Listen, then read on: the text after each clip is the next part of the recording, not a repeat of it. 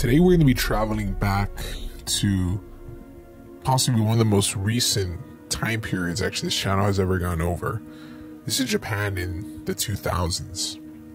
To think that 2000s nostalgia is what it is today, as the 1980s was back to the year 2000, is really showing how much time period has come.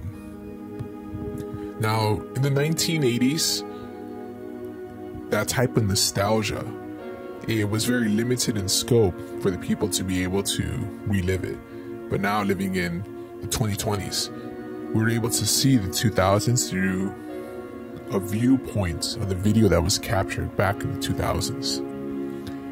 Specifically in Japan in the year 2000s, this was a time period in which many pieces of culture started to break throughout the entire world, such as through many video game consoles and many reading materials such as mangas and animes.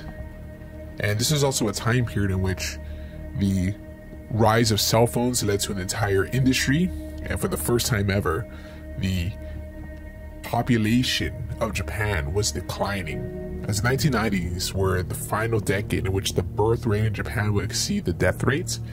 This would come plummeting down by the 2000s. So let's travel back in time to Japan in the 2000s. Enjoy.